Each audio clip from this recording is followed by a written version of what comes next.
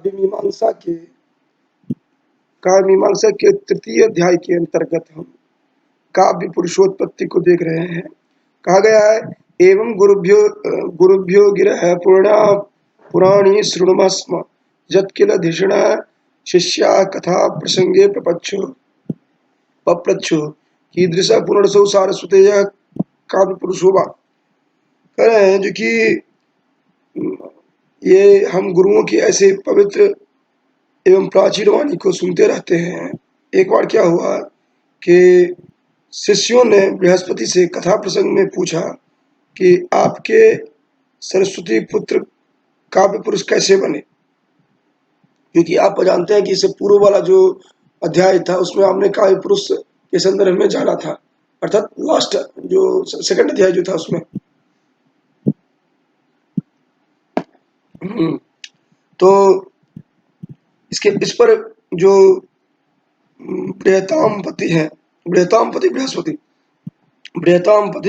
बृहस्पति जो है उन्होंने कहा कि प्राचीन काल में सरस्वती ने पुत्र की इच्छा करके हिमालय पर तपस्या प्रारंभ की और प्रसन्न होकर के जो ब्रह्मा थे उन्होंने कहा मैं तुम्हारे लिए पुत्र की रचना करता हूँ, और तदनंतर सरस्वती ने काव्य पुरुष को उत्पन्न किया।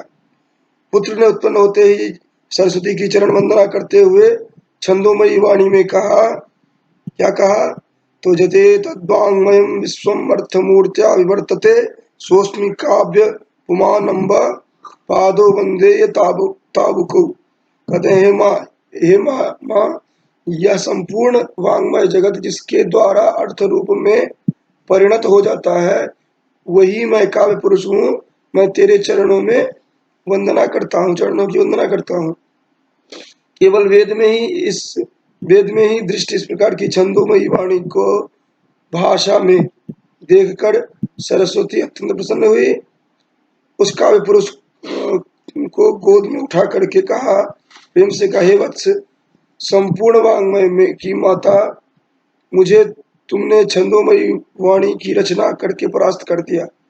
वह अत्यंत ही प्रशंसनीय मानी जाती है और पुत्र से पराजित होना द्वितीय पुत्र जन्म के समान आनंददायक होता है। कहा जाता है पुत्र से पराजित होना द्वितीय पुत्र के जन्म के समान आनंददायक होता है। कहा गया है प्रशस्तम चेदुरांते पुत्रात् पराजयो द्वितीयम पुत्र जन्म इति। तुमसे पूर्व विद्वानों ने गद्यमयी वाणी को देखा था, पद्यमयी वाणी जो है उसको नहीं देखा था। तूने इस आश्रय के किसी आश्रय के सर्वप्रथम छंदोमयी वाणी की रचना की। इसके अनंतर छंदोमती वाणी जो है तो क्या हुआ, जो कि निरंतर चलती रही। तुम सचमुच प्रशंसनीय हो। अब यहाँ से जो प्रारंभ होता है ये विशेष रूप से ध्यान देने वाली बात है। अभी तक तो यह हुआ जो कि काव्य पुरुष की उत्पत्ति हुई और उन्होंने प्रशंसा किया, आदि आदि हमने देखा। कह रहे हैं ये कि अभी तक जो चर्चा हुई थी उसके में आगे कह रहे हैं ये जो कि शब्द और अर्थ जो होंगे वो तुम्हारे शरीर होंगे, और संस्कृत जो है तुम्हारा मुख है, प्राकृत भुजा है, अपभ्रंश तुम्हारा जघन प्रदेश अर्थात जंघा है, पैशाची भाषा दोनों पैर हैं, और मिश्र भाषाएं जो है वो वक्षस्थल है। तुम सम प्रसन्न मधुर उदार ओजस्वी है। तुम वो अपने पुत्र को कहते हैं काव्य पुरुष को, और तुम्हारी वाणी जो है वो उक्तवती है, रस तुम्हारी आत्मा है। और आप देखते हैं जो कि यहाँ पर भी रस को प्रधानता देते हुए चर्चा की गई है। छंद तेरे रोम है, प्रश्न उत्तर तुम्हारी प्रहेलिका आदि तुम्हारे वाग विनोद हैं, अनुप्रास उपमा आदि तुम्हें सुशोभित करते हैं, भावी अर्थ का विधान करने वाली स्तुति जो है वह तुम्हारी स्तुति करेंगी। और इस तरह से चत्वारि श्रृंगा त्रयोस्य पादा द्वे शीर्षे सप्तहस्तासु अस्य त्रिधावद्धोर्विष्णुरोरुवीति बहु देवा मर्त्यम आविवेश। इस तरह यहाँ पे अभी तक देखा क्या, जो कि काव्य पुरुष की उत्पत्ति जो होती है वो तो वैसे आपने द्वितीय में देखा था अध्याय में, जो काव्य पुरुष है कोई, लेकिन काव्य पुरुष की उत्पत्ति कैसे होती है ये आपने देखा। उसके बाद काव्य पुरुष के जो अंग उपांग हैं उनकी चर्चा एक एक करके आपने देखा, जो कि यहाँ पर जो कहा गया था, जो कि शब्दार्थ होते शरीरम संस्कृतम मुखम प्राकृतम बाहो जगनम भ्रंश पैशाचम पादो उरो शरीरम संस्कृतम मुखम उरो मिश्रम सम प्रसन्नो मधुर उदार ओजस्वी चासी उक्ति चरणम तेवचो रसात्मा रोमाणि छंदांसी प्रश्नोत्तर प्रवाह प्रवाहिका प्रवहिलक प्रवहिलकादिकं च वाक्येन अनुप्रासोपमादयत् त्वामूलम् अलङ्कुर्वन्ति भविष्यतोऽर्थस्याविधात्री श्रुतिरपि भवन्तः भवन्तम् अभिस्तौति चत्वारिशृङ्गात्रयोस्य पाद आदि। इसके बाद आगे चर्चा करते हैं जो महत्वपूर्ण है। उसके बाद फिर कहा गया जो तुम अब प्रौढ़ पुरुष के तुल्य जो है अपने कर्म को समेटो और चेष्टा करो।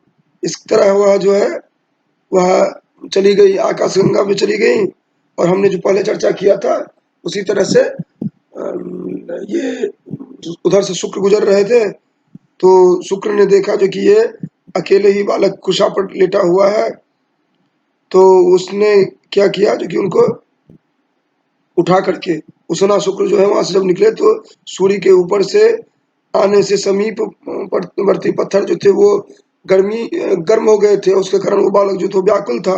तो यह उन्होंने सोचा कि शायद ये बालक अनाथ है, यह सोच करके वह लेकर के अपने आश्रम चले गए। फिर जब सरस्वती लौटती हैं, जब सरस्वती लौटती हैं तो उन्होंने देखा जो कि पुत्र नहीं है, तो फिर उसके बाद इनको पता चला जो कि ये शुक्र जो है ये लेकर के चले गए थे बालक को, इस कारण से। तो ये हम आगे चल करके संपूर्ण देखते हैं, और वहीं पर हम देखते हैं जो कि प्रसंग आता है जो कि जो महर्षि वाल्मीकि थे, तो उन्होंने जो सुना था वहां पर वाल्मीकि क्रौंच युगल जो थे उनको उनकी सहचरी को किसी निषाद ने मार डाला था, जो करुणापूर्ण होकर के इनके मुख से अभिव्यक्त हुआ था। मां निषाद प्रतिष्ठाम तमगम शाश्वती समा चतक्रौंच मिथुना देकम अवधि काम मोहितम, अर्थात वह निषाद जो है उसको साप देते हैं जो कि तुम किसी कभी भी शाश्वत प्रतिष्ठा को नहीं प्राप्त कर पाओगे, क्योंकि तुमने इन दोनों युगल जो थे क्रौंच, ये जो एक दूसरे से परस्पर आसक्त थे, प्रेमासक्त थे, उस समय में तुमने एक का वध कर दिया, इसलिए तुम शाश्वत जो यश होता है उसको तुम प्राप्त नहीं कर पाओगे। इस तरह करके उसको अभिशाप देते हैं।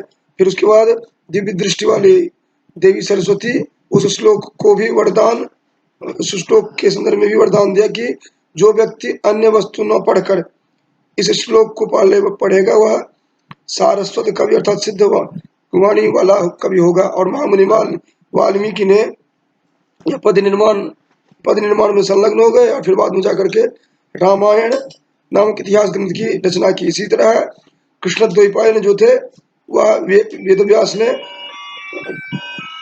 इसका अध्ययन करके प्रथम अध्ययन करके क्या करते हैं कि 1,00,000 श्लोकों वाले महाभारत की संरचना करते हैं। और इस तरह से आप देखते हैं जो कि वह काव्य पुरुष जो था वह मां सरस्वती के साथ ब्रह्मलोक जाने के लिए उद्यत हुआ।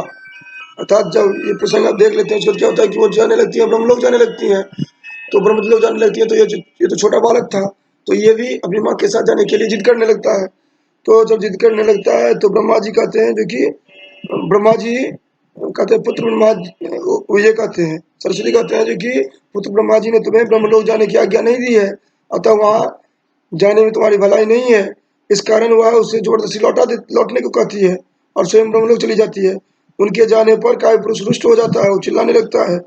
तो काव्य पुरुष जो है, काव्य पुरुष के इस प्रकार रोने पर उनका प्रिय मित्र कार्तिकेय जो है वह भी जोर जोर से रोने लगते हैं। तब कुमार की माता जो थी गौड़ी वो कहती है पुत्र चुप हो जाओ, मैं उसे मनाती हूँ। अर्थात यह काव्य पुरुष रोने लगता है, इसीलिए उनके जो मित्र थे कुमार कार्तिकेय वो रोने लगते हैं। और जब वो रोने लगते हैं तो पार्वती जो थी वो मना कहती है कि तुम चुप हो जाओ, मैं उसको मनाती हूँ। किसको? अर्थात काव्य पुरुष को। तो काव्य पुरुष को मनाने के लिए वो क्या करती हैं, कहती हैं जो कि वह सोचने लगती हैं कि कैसे इसको मनाया जाए। तो कहते हैं कि प्रायेण प्राणियों का प्रेम के अतिरिक्त अन्य कोई बंधन नहीं होता है। वस्तुतः है ये एक सूक्ति है, इसको ध्यान में रखेंगे। एक तो इससे पहले आपने देखा था जो कि एक इससे पहले आपने सूक्ति के रूप में देखा था, क्योंकि वहां पर दिया गया था पुत्रात् पराजयो द्वितीय पुत्र जन्म थी, ये देखा था। और द्वितीय भी यहाँ पर देख रहे हैं सूक्ति के रूप में, प्राय प्राणभृताम प्रेमाणम अंतरेण नान्यत बंधनम अस्ति। अर्थात कोई भी सामान्यतया कोई भी इस तरह का बंधन नहीं होता है जिस तरह प्रेम का बंधन होता है। तो फिर कहते हैं इसीलिए इसको, हाँ, इसके लिए चर्चा की है। बंधना निखलु संति बहुनी प्रेम रज्जुकृत बंधनम अन्यत दारुभेद निपुणो षडंघ्र निष्क्रियो भवति पंकज को से ये कहा गया है कि बंधन तो बहुत प्रकार के हैं संसार में, लेकिन ये प्रेम पाश का बंधन जो है यह कुछ अलग ही है।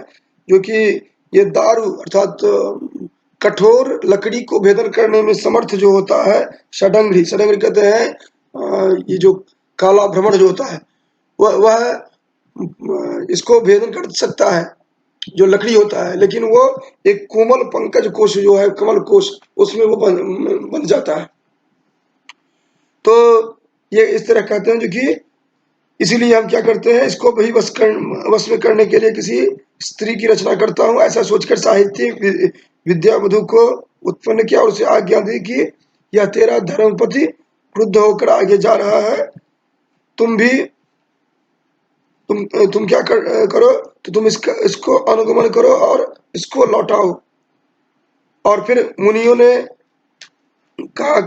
से कहा कि मुनिगणों, तुम भी कभी काव्य विद्या के स्नातक हो, तो तुम लोग इन दोनों के चरित्र की स्तुति करो, यही तुम लोगों के लिए काव्य सर्वस्व होगा।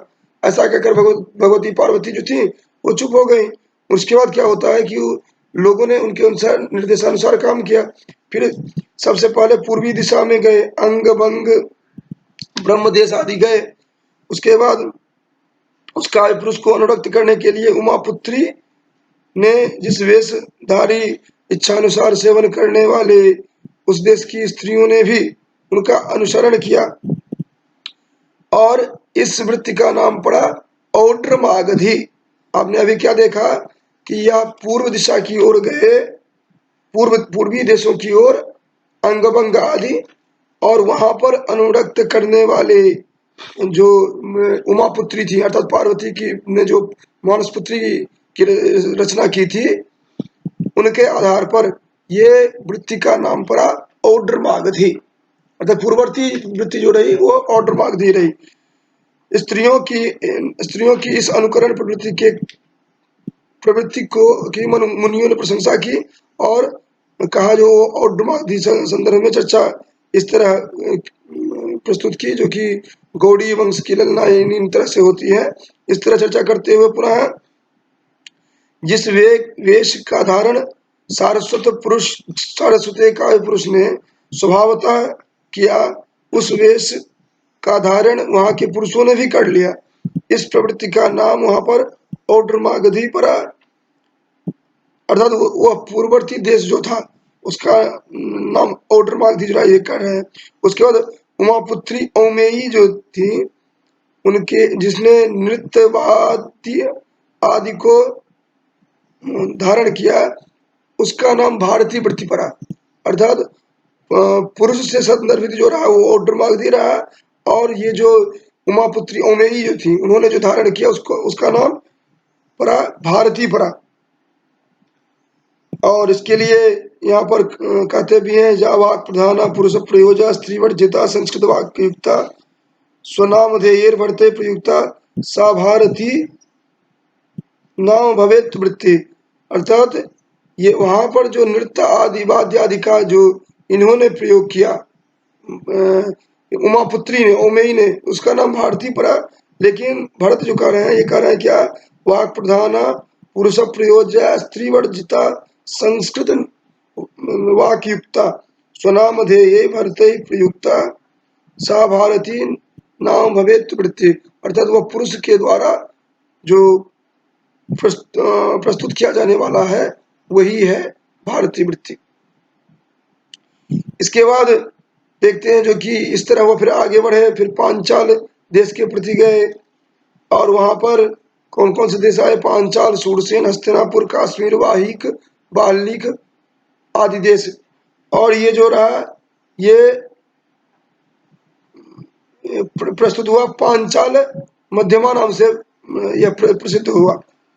और इसके बाद फिर देखते हैं अवंती के प्रति गए। हाँ, इसी में फिर देखते हैं जो कि उससे उसी क्रम में जो सात्वती वृत्ति है इसकी चर्चा आती है, जो कि औमेई जो थी वो नृत्य गीत आदि का जो उस संदर्भ में प्रयोग की पांचाल मध्यमा के संदर्भ में, उनका नाम सात्वती वृत्ति पड़ा, सात्वती वृत्ति पड़ा। और इसके लिए कहते हैं क्या, जा सात्वतेनेह गुणेन युक्ता नान्येन वृत्तेन समन्वितम च हर्षोत्कटा संवृत शोक भावा सा शाश्वती नाम भवेत वृत्ति। ये नाट्यशास्त्र के अनुसार जो चर्चा करते हैं।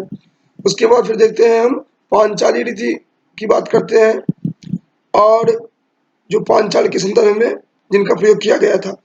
और इस तरह दक्षिण दिशा में जाती हैं, दक्षिण दिशा में दाक्षिणात्यावृत्ति का की बात आती है।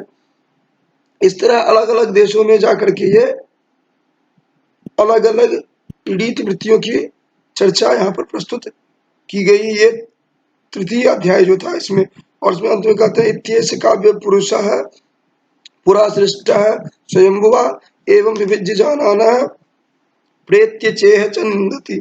इस तरह काव्य पुरुष ने स्वयंभू ब्रह्मा ने प्राचीन काल में उत्पन्न किया था, जिसको यह साहित्य शास्त्र अथवा काव्य पुरुष जो है इसका विभाग पूर्वक बताया गया ज्ञान यहाँ पर, और लोक तथा परलोक में वह आनंद प्राप्त करता है।